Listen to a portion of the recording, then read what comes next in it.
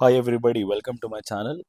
High quality current affairs इस particular video में हम डिस्कस करेंगे और इम्पॉर्टेंट एरियाज जो हमारे एग्ज़ाम के लिए हैं उसके पॉइंट ऑफ व्यू से काफ़ी सारी चीज़ें यहाँ पे कवर करी जाएंगी। फोकस में हमने द हिंदू के एडिशन को लिया है और इसके जो स्पेशल टॉपिक्स होते हैं उनको हम काफ़ी डिटेल में यहाँ पे डिस्कस करेंगे। तो लेक्चर में एंड तक बने रहिएगा, okay, because you are going to get maximum out of this, right? Now starting with this, there is this particular topic। ये कह रहा है कि एक सिस्टम में ग्लिच आया। कहाँ के सिस्टम में ग्लिच आया? And the glitch is it talking about Delhi airport. हुआ क्या है, एक ऑटोमेटिक मैसेज स्विचिंग सिस्टम होता है जो फेल कर गया। तो यहाँ पे न्यूज़ है, air traffic operations Indira Gandhi international airport के 6 नवंबर को अफेक्टेड थे। क्यों, किस वजह से अफेक्ट हुए? ऑटोमेटिक मैसेज स्विचिंग सिस्टम जो है इसमें एक टेक्निकल इशू आता है। 24 आवर्स लग जाते हैं इसको वापस रिस्टोर करने के लिए, राइट? सिविल एविएशन मिनिस्ट्री ने एयरपोर्ट अथॉरिटी ऑफ इंडिया को अपना सिस्टम अपग्रेड करने तक के लिए बोल दिया है। ना पॉइंट इज कि इशू है क्या। तो एयर ट्रैफिक कंट्रोलर गिल्ड ने अपना एक कंसर्न रेज किया, highlighting how the disruption forced the air traffic controllers to manually handle over 2500 daily aircraft movements, जिसमें 1500 शेड्यूल्ड फ्लाइट्स और 1000 एयरक्राफ्ट जो कि इंडियन एयर स्पेस के ऊपर से गुजर के जा रहे थे, राइट? एयर ट्रैफिक कंट्रोल ने हिंदू को बताया कि जो ऑटोमेशन सिस्टम था जो एटीसीओज यूज करते थे, जहां से उनको फ्लाइट डेटा प्रोसेसिंग सिस्टम का डेटा मिलता था, राइट, जो कि फिर उस सिस्टम में डाला जाता था। अब एएमएस फेल हो गया तो डेटा किसी काम का नहीं है, राइट? ऑटोमेशन सिस्टम किसी तरीके से डेटा नहीं ला पाए और फ्लाइट प्लान्स प्लान नहीं हो पाए, राइट? तो एएमएस ये कोर कम्युनिकेशन है, बैकबोन का। एएमएसएस जो सिस्टम है ये किसी भी एयर ट्रैफिक कंट्रोल के लिए उसका बैकबोन माना जाता है।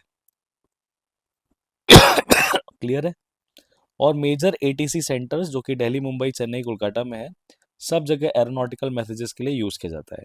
Flight plans, departure, arrival messages, delay cancellation messages, meteorological and NOTAM updates, coordination messages airlines के बीच में और एटी और एयर ट्रैफिक कंट्रोल सिस्टम्स के बीच में ऐसे ही होता है, ठीक है?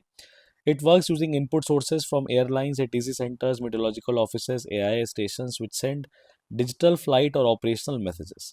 ये एएमएसएस जो है ये बहुत सारे इंफॉर्मेशन को एक तरीके से यूनिफाइड स्ट्रक्चर में कन्वर्ट कर देता है। 24/7 फ्लाइट रिलेटेड मैसेजेस यहाँ पे मूव होते हैं, राइट? इस सिस्टम जो ये सिस्टम हमने लिया है, राइट, ये स्पेनिश ऑर्गेनाइजेशन का है, राइट, लेकिन इसमें कुछ इंडियन कंपोनेंट्स भी हैं, जैसे database server overload, peak hours में ये डिले या लॉस ऑफ कम्युनिकेशन करता है। Other reasons include inadequate synchronization between standby systems leading to message blackout periods and integration issues with other system, right? तो in this case ये पूरा जो system है ये क्या हुआ था, अभी अंडर थ्रेट आया, एक टेक्निकल ग्लिच हुआ। अब ये जो एयर मैनेजमेंट सिस्टम है यहाँ का, that is air traffic controller जिस पर रिलाय करते हैं, right, AMSS that is automatic message switching system, इसके कोलैप्स हो जाने से काफ़ी ज़्यादा प्रॉब्लम हुई, ओके? 2024 में टोटल पैसेंजर्स कैटेगरी में इंदिरा गांधी इंटरनेशनल एयरपोर्ट को 9th busiest among the world's airports में माना गया। 77.8 मिलियन पैसेंजर्स हैंडल कर रहा था ये, right? It was rank 15th for it 4,77,000 aircraft movements. The ACI represents over 2,181 airports across 170 countries. Due to the glitch, over 500 flights were affected and several cancelled. All that happened in just 24 hours. Parliamentary report ने क्या बोला? 388th report आई parliament की, ministry of civil aviation की। Overall review of safety in the civil aviation sector जो कि राज्यसभा में present की गई, right? Parliamentary standing committee on transport, tourism and culture ने ऑब्जर्व करा कि एग्जिस्टिंग ऑटोमेशन सिस्टम्स जो हैं हाई डेंसिटी एयरपोर्ट्स में जैसे दिल्ली, मुंबई में, ये अब परफॉर्मेंस डिग्रेडेशन यानी प्रॉब्लम शो करना इन्होंने स्टार्ट कर दिया है। सिस्टम स्लो हो चुका है, डेटा प्रोसेसिंग लैग होती है और मॉडर्न डिसीजन सपोर्ट फैसिलिटीज़ नहीं है। इंडिया के जो एग्जिस्टिंग एटीसी सिस्टम्स हैं उनमें बहुत ज़्यादा एडवांस्ड इंटीग्रेटेड कैपेबिलिटीज़ नहीं है that are now standard in modern air traffic management systems use by global counter parts like Euro control और द एफएफए। इसकी वजह से enormous additional cognitive strain on already overworked ATCOs आ रहा है who are forced to manually compensate for the system's shortcoming. This increase of human error and limits overall capacity of the airspace. तो ये primary concern आ रहा है। How is it in Europe for instance? तो professor Marina का कहना है, right, कि Europe का एयर ट्रैफिक मैनेजमेंट सिस्टम जो है ये यूरो कंट्रोल के द्वारा कोऑर्डिनेट किया जाता है और national air navigation service providers इसको मैनेज करते हैं। एक कॉम्प्लेक्स नेटवर्क है पूरा लेगेसी एंड मॉडर्नाइज सिस्टम्स का, जो कि सीमलेसली इंटीग्रेट होता है सिंगल यूरोपियन स्काई फ्रेमवर्क में। While initiatives such as CESA, the technological pillar of Single European Sky, aim to digitalize and harmonize air traffic managements across Europe, the coexistence of outdated radar systems, fragmented communication protocols, and inconsistent data sharing platforms continues to expose vulnerabilities and technological glitches and cyber threats. The future of air navigation in Europe is likely to rely on the emerging technology, and the emerging technology is satellite based navigation या GNSS, right, और automation enhance traffic prediction. लेकिन अभी cyber security frameworks और systems में internet का जो problem है वो सब नहीं होना चाहिए। Minister of State for Civil Aviation Muralidharan Mohol listed a series of initiatives being undertaken by AIA in air traffic and air navigation management. These include the installation of new pan-India AMHS to replace AMHS and AMSS systems, automatic dependent surveillance broadcast ground stations at 21 airports which utilize GPS and satellites for determining aircraft positions. Their installation at 15 other locations has been completed. So GNSS systems we are going to use. Now, this is where understanding of this GNSS system becomes very, very important. So, we are going to note down few facts about this global navigation satellite system. ठीक है, because India में जितना भी transport या travel हो रहा है, right, वो सब GNSS बेस्ड ही हो रहा है। इनफैक्ट इंडिया में टोल कलेक्शन की भी बात करें तो वो भी GNSS टेक्नोलॉजी को ही यूज़ करेगा। सो इसके बारे में थोड़े कुछ पॉइंट्स लिखेंगे। सो GNSS का फुल फॉर्म क्या है? It's global navigation satellite system.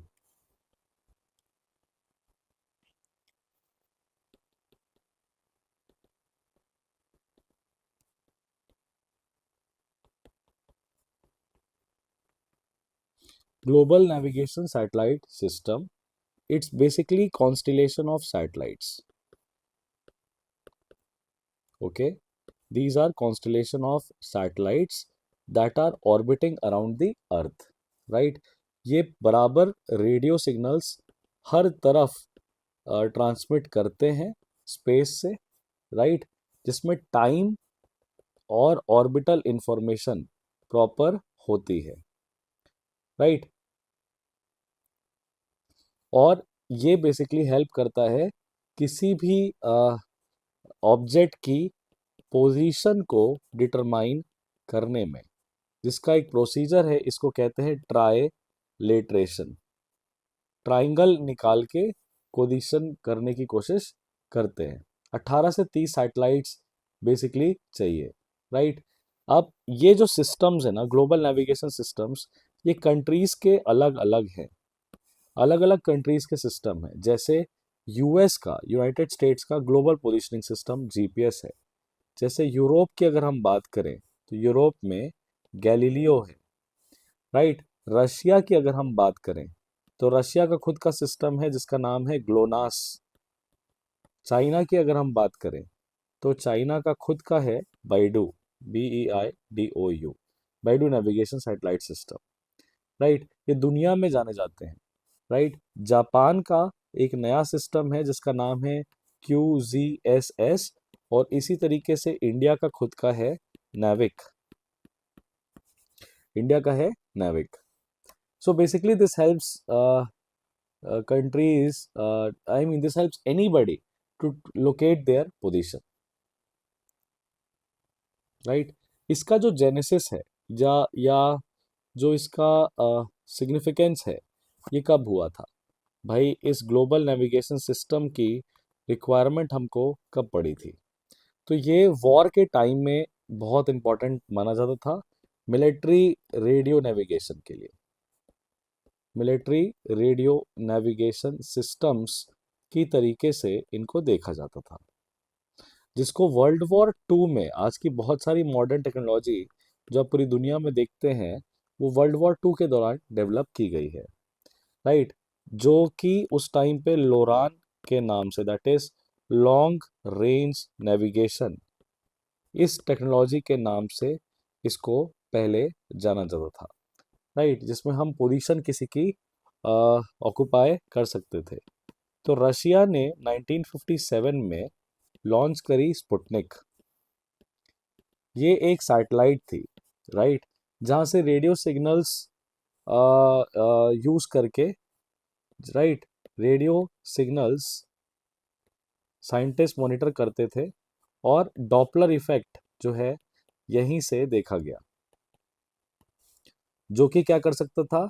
Pin point कर सकता है, pin point satellites location, pin points satellite location, right? जिसके बाद 1960s में, जिसके बाद 1960s में दोनों ने, यूएस ने और यूएसएसआर ने, इस टेक्नोलॉजी को एक्सप्लॉइट करना शुरू किया ताकि हम लोकेशंस आइडेंटिफाई कर सकें।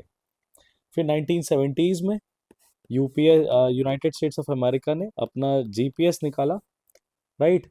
मिलिट्री यूज़ के लिए किया गया था, लेकिन फिर 1993 तक आते आते इसको क्या कर दिया गया? कॉमर्शियल यूज़ के लिए, वर्ल्ड वाइड कवरेज के लिए प्रोवाइड कर दिया गया। So this is a very informative thing, okay?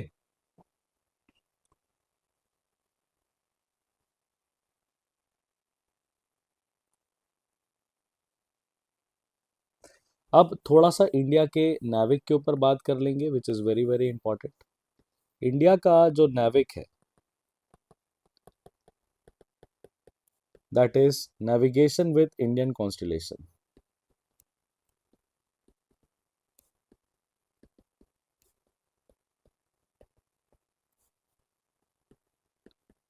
कोई आपसे पूछेगा ये किसने डेवलप किया है, तो आप बोलोगे that this is developed by ISRO, Indian space research organisation ने इसको डेवलप किया है। इसमें टोटल 8 सैटेलाइट्स हैं, ये 8 सैटेलाइट का कॉन्स्टिलेशन है, राइट? जो कि इंडिया और इंडिया के चारों तरफ 1500 किलोमीटर, इंडिया के बॉर्डर से 1500 किलोमीटर वाइड कवरेज आपको दे सकता है, राइट? इसकी जो एक्यूरेसी है वो 3 मीटर तक की है, यानी 3 मीटर तक की प्रिसाइज लोकेशन ये आपको दे देगा, 3 to 5 मीटर्स, राइट? जो बाकी सिस्टम्स हैं पूरी दुनिया के चक्कर लगा लेते हैं, अर्थ के चक्कर लगा लेते हैं 2 बार, नाविक ओनली अराउंड इंडिया ही आपको देखने को मिलेगा, ओनली अराउंड इंडियन सब कॉन्टिनेंट। ये फिक्स है, ये मूवमेंट नहीं करता है, राइट? इसको कोशिश यही है, फ्यूचर यही है कि इसको रीजनल नेविगेशन सिस्टम की तरीके से हमें डेवलप करना होगा, रीजनल नेविगेशन सिस्टम के तरीके से it needs to be developed. तो आपने देखा इस तरीके से दिल्ली का एक एयरपोर्ट जो है कुछ समय के लिए ग्लिच कर जाता है, उससे रिलेटेड पूरी इंफॉर्मेशन, क्योंकि वो रिलाई करेगा ग्लोबल नेविगेशन सैटेलाइट सिस्टम पे, तो हमें इस टेक्नोलॉजी के बारे में पढ़ना पड़ गया। तो ये सारी एसोसिएटेड करंट अफेयर्स होते हैं जिनको हमें प्रिपेयर करते रहना चाहिए, वी मस्ट नॉट नेग्लेक्टेड। इसी तरीके से अगला टॉपिक है, पाकिस्तान में 27th अमेंडमेंट हुआ है, राइट? और वहाँ पे मिलिट्री डोमिनेशन जो है वो फील्ड मार्शल के अंदर होने वाला है। फील्ड मार्शल आसिम मुनीर जो है अब उनको लाइफ लॉन्ग अथॉरिटी मिल गई है और इम्यूनिटी मिल गई है, राइट। अमेंडमेंट जिस तरीके से मिलिट्री कमांड को रिस्ट्रक्चर करता है, जुडिशरी को कमजोर करता है, वो आर्मी जनरल को most powerful man in the Pakistan बनाने के लिए ये जो अमेंडमेंट है ये देखा जाएगा। Now, 27th amendment or that is there in the Pakistan's constitution is a very very vital topic. If you want to know about this particular topic, subscribe to the channel where you can get such informative content because इस तरीके से आपको ये वाला मैंने news समझाया है, वैसे ही hand written point of view से अगला न्यूज़ भी मैं समझाने वाला हूँ।